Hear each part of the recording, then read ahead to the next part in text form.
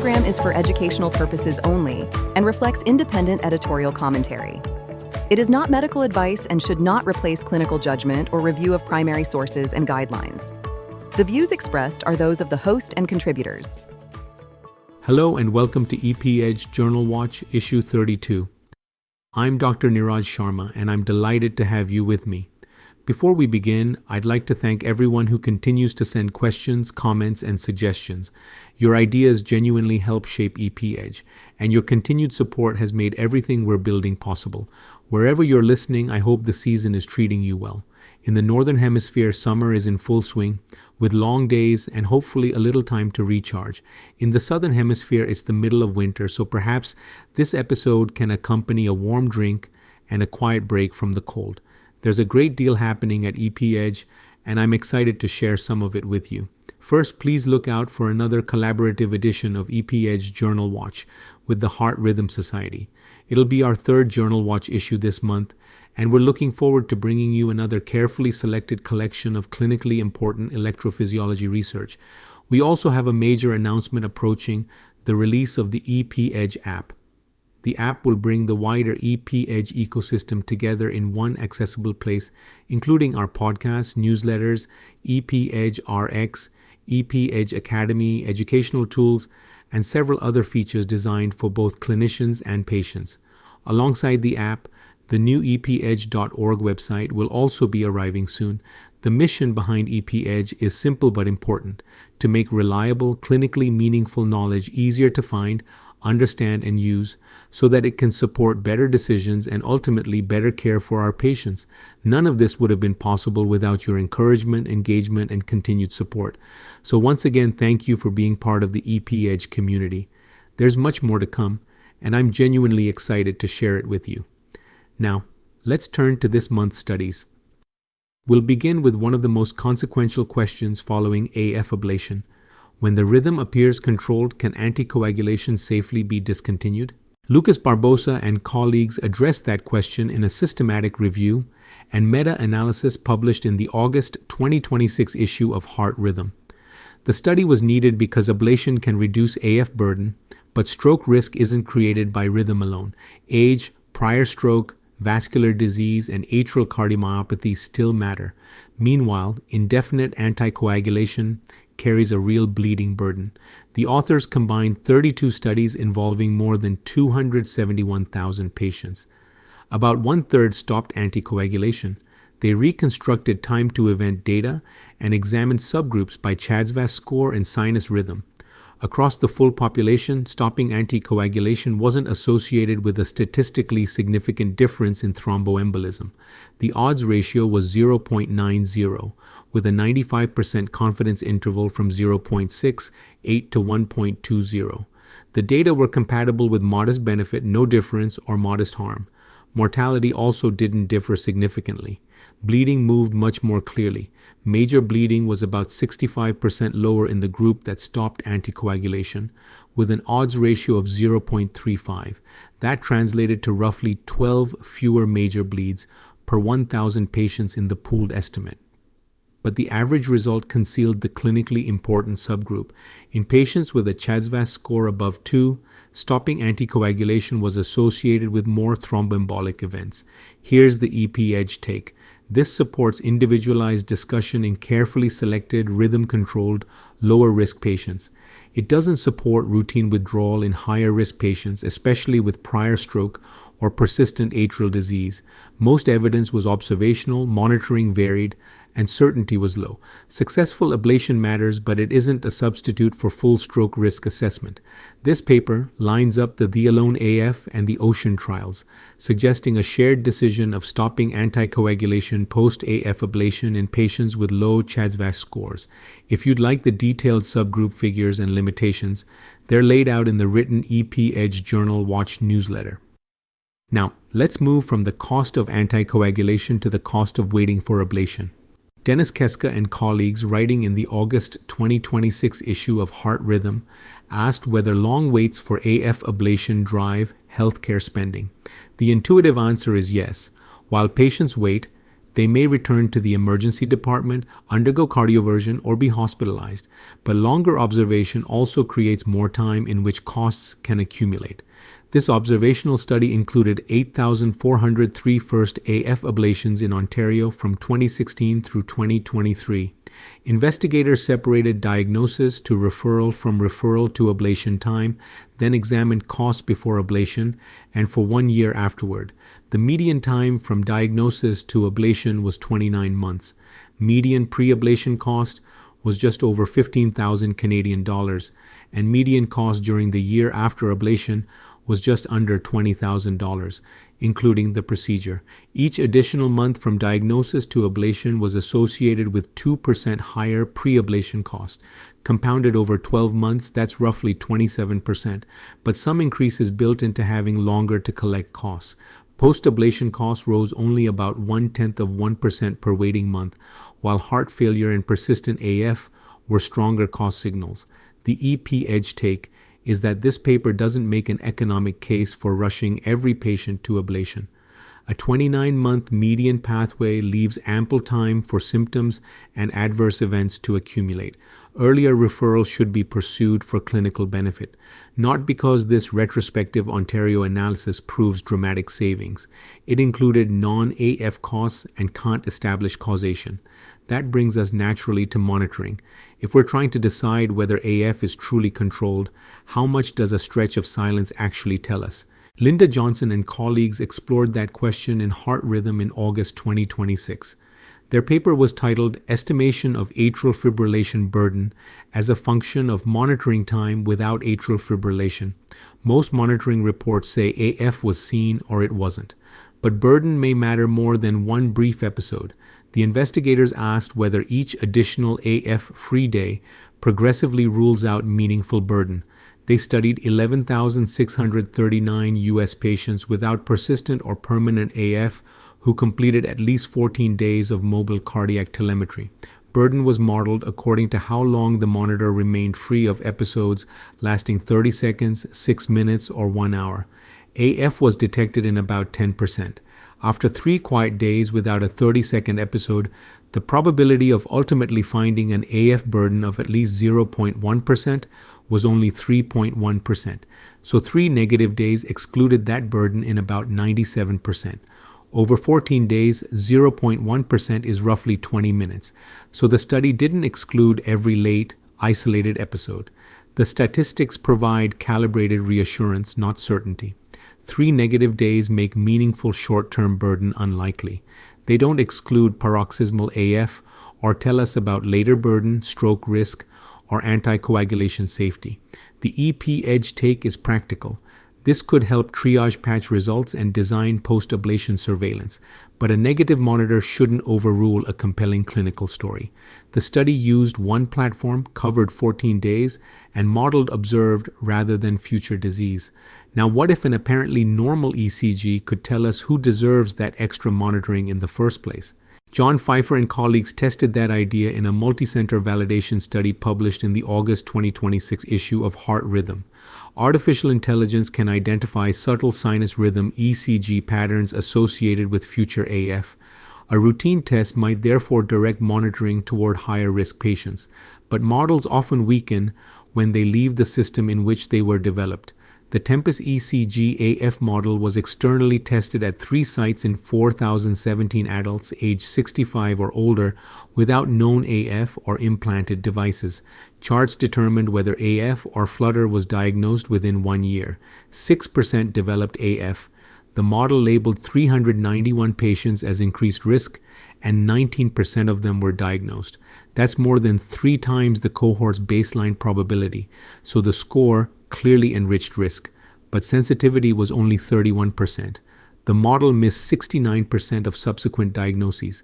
Specificity was 92%, limiting how many were flagged, yet roughly 4 out of 5 alerts weren't followed by recorded AF within the year.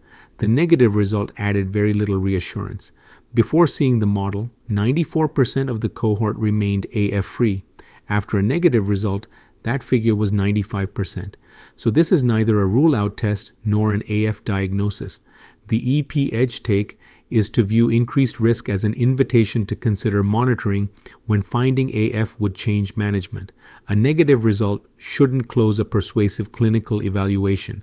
We need a prospective workflow trial showing that model-guided monitoring improves outcomes without excessive false positive workups. The model's developer was also deeply involved in the study. From a hidden signal on the surface ECG, let's move into the lab, where the next paper asks whether an electrically silent lesion is truly durable. Jonathan Na and colleagues published a fascinating pulsed field ablation study in Heart Rhythm in August 2026. Immediately after PFA, tissue can be irreversibly injured, reversibly electroporated, or simply stunned. Bipolar voltage may disappear in each situation. The operator sees silence, but tissue may recover. What's needed is a real-time marker of durable injury. The investigators focused on the unipolar electrogram and terminal S-wave loss.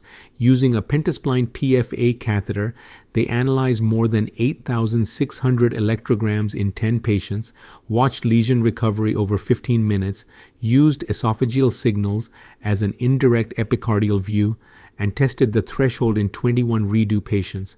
A unipolar voltage of 0.4 millivolts or less best identified S-wave loss. The area under the curve was 0.91, indicating strong separation against that electrical reference.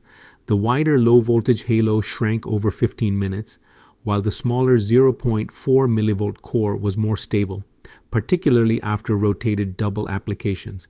The most compelling result came at redo.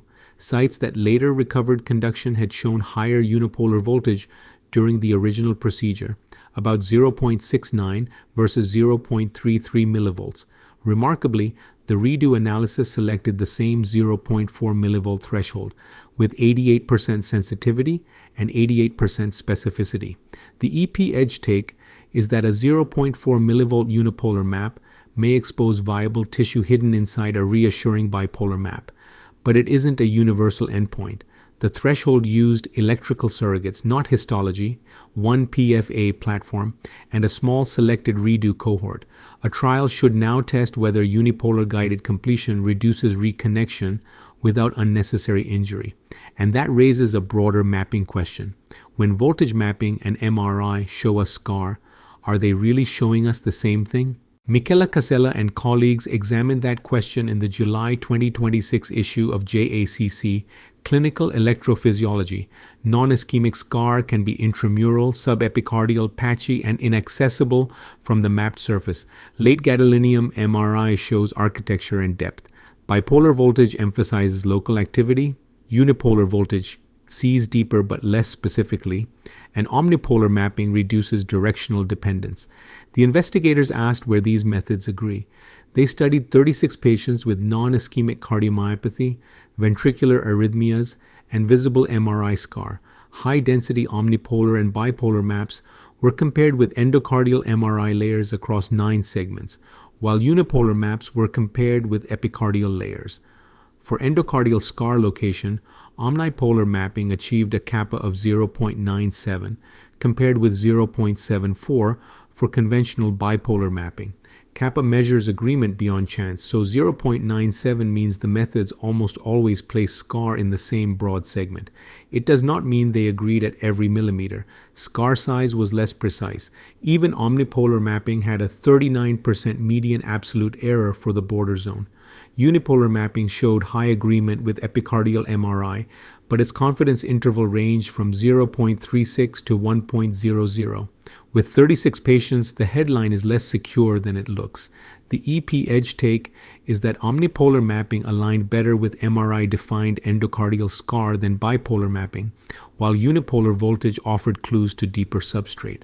Mapping can't replace MRI because the technologies measure different biology. Use them as complementary interrogators. The cohort was young, mostly male, selected, and the study tested concordance, not clinical outcomes. Now we turn to 3 connected papers about one drug and one very long shadow, Flecainide after cast. Christopher Lee and colleagues published a systematic review in the August 2026 issue of Heart Rhythm, asking how Flecainide research changed after the cardiac arrhythmia suppression trial, or CAST. CAST taught us that suppressing ventricular ectopy after myocardial infarction could improve the electrocardiogram while increasing arrhythmic death. That lesson changed practice, and perhaps which patients investigators were willing to study. These authors asked how the research landscape shifted afterward. The review included 453 studies and more than 1.47 million patients, separating publications through 1989 from 1990 onward. This was bibliometric. A small case series and a national database each counted as one study. The change was striking. Before CAST, about 12% of Flecainide studies focused on AF. Afterward, nearly half did. Ventricular tachycardia studies fell from about 23% to 6%, and post-infarction studies fell from roughly 6% to 1%. Prospective interventional studies dropped from 74% to 33%. The p-values establish a change in publications, not drug safety. The denominator was studies, not patients, and reports of life-threatening events weren't standardized patient-level rates. The EP edge take is that CAST redirected the questions science was willing to ask. That helps explain today's abundance of observational inference and scarcity of randomized certainty. The paper doesn't redefine a contraindication. It shows that absent trial evidence may reflect research avoidance, not proof across every structural phenotype. The next paper moves from that history into real-world clinical data, and its apparently favorable result requires especially careful listening. Ting-Chun Huang and colleagues studied Class 1C therapy after PCI in patients with newly diagnosed AF. The paper appeared in Heart Rhythm in August 2026. This is a common dilemma. A patient undergoes coronary revascularization, has preserved ventricular function, and later develops AF. Class 1C drugs are avoided because of CAST, so amiodarone becomes the default. The study asked whether contemporary use after PCI showed obvious harm. Using Taiwan's insurance data from 2013 through 2022, 375 Class 1C users were compared with 3,750 matched and weighted non-users. Almost 89% received propafenone and only 42 received Flecainide. Treatment began a median 275 days after AF diagnosis, not immediately after infarction. Major adverse cardiovascular events occurred in 29.6% of users and 44.6% of non-users. These are event proportions, not incidence rates. After adjustment, Class 1C use was associated with a 36% lower subdistribution hazard for the composite and a 39% lower hazard of death. Ventricular arrhythmia wasn't increased.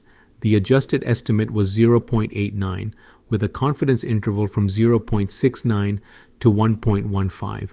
That's reassuring only in a limited sense. The interval still allows a 15% relative increase in ventricular arrhythmia. More importantly, the large apparent reductions in death and heart failure exceed what we'd expect from the drug. That signals clinician selection, survivor effects, and unmeasured differences in ventricular function, ischemia, frailty, and anatomy. The EP edge take is narrow.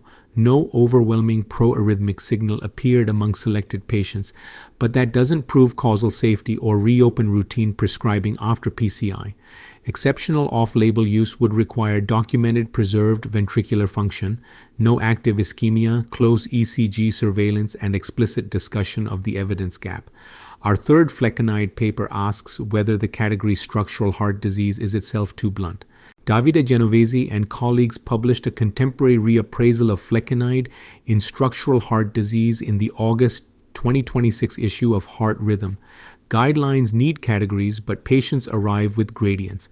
Structural heart disease might mean a recent infarct with ischemia and ventricular dysfunction, or mild hypertrophy, recovered cardiomyopathy, stable revascularized disease, or a small MRI scar. The review asked whether CAST has been transported too broadly. This was a narrative review without a formal search, risk of bias framework, or pooled estimate. It synthesized CAST, mechanistic studies, and modern observational cohorts. The numerical anchor remains CAST. Flecainide or Encainide increased arrhythmic death by a relative risk of 3.6 and total mortality by 2.5. The question isn't whether CAST was wrong, it's whether that causal result in post-infarction ventricular ectopy applies unchanged to a carefully phenotyped patient treated for AF. modern observational studies in selected stable coronary disease haven't consistently shown harm, but a non-significant result can reflect genuine safety, inadequate power for rare events, or avoidance of high-risk patients. Only randomized evidence can separate these possibilities. The EP-Edge take is that future decisions may become phenotype-based. A proper trial would require preserved function, complete revascularization, no active ischemia, quantified scar, normal conduction, QRS surveillance, and long-term safety follow-up. Until then, this review doesn't permit ignoring current contraindications. It provides a blueprint for the trial we need. And after 3 papers asking whether we sometimes avoid Flecainide too broadly, the final study reminds us why the alternative we often reach for, amiodarone, demands respect. Doe Ryan and colleagues examined amiodarone-associated thyrotoxicosis in patients who already had hypothyroidism. Their study was published in the August 2026 issue of Heart Rhythm. Hypothyroidism might seem protective, but amiodarone can cause thyrotoxicosis through iodine-driven hormone production or destructive thyroiditis, and neither is abolished by a previous hypothyroid diagnosis. The investigators quantified that risk.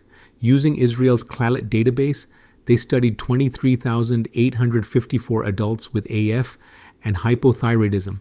Amiodarone was a time-varying exposure, including 12 months after the last prescription. Medical record review confirmed 107 cases. During amiodarone exposure, thyrotoxicosis occurred at 3.43 events per 1,000 person years, compared with 0.63 without exposure. After adjustment, the hazard ratio was 5.18, with a 95% confidence interval from 3.48 to 7.69. Relatively, that's enormous. But the absolute excess was 2.8 events per 1,000 person years, or about 0.28 additional cases per 100 patients followed for a year. The complication was uncommon but important. Median time to thyrotoxicosis exceeded 31 months, with some events years into treatment. The EP-Edge take is immediately actionable. Baseline hypothyroidism is not a free pass. Check thyroid function before treatment, during therapy, and after discontinuation because amiodarone persists in tissue. Normal early tests don't remove the long-term risk. This was observational, prescriptions didn't prove ingestion, surveillance may have differed, and type 1 wasn't fully separated from type 2 thyrotoxicosis. Even so, the study supports limiting cumulative amiodarone exposure when another effective strategy is appropriate. Let's close with a rapid recap of what issue 32 adds to practice. After AF ablation, anticoagulation withdrawal remains a carefully individualized option for selected lower-risk patients. Higher stroke risk should make us pause. Longer waits accumulated expense, but the argument for timely referral remains clinical. 3 quiet monitoring days make meaningful 14-day AF burden unlikely, but can't exclude every late episode or future recurrence. The artificial intelligence ECG enriched future AF risk, yet missed most later diagnoses. It may direct monitoring but can't rule AF in or out. In the lab, a 0.4 millivolt unipolar threshold may distinguish durable PFA core from recovering halo. Omnipolar and unipolar maps aligned with MRI scar location, though not its exact boundaries. The Flecainide papers showed how CAST redirected research, offered limited observational reassurance after PCI, and made the case for a phenotype-based trial. None overturns present caution. Finally, amiodarone increased thyrotoxicosis risk even in patients with baseline hypothyroidism, with a long latency that makes continued surveillance essential. All references and graphics are available on the LinkedIn newsletter EP-Edge Journal Watch, as well as on Substack at epedge.substack.com. Questions, suggestions, or concerns can be emailed to epedge.cast@gmail.com. Thank you again for listening and for continuing to be part of the EP-Edge community. I'm Dr. Sharma. Take care and bye for now.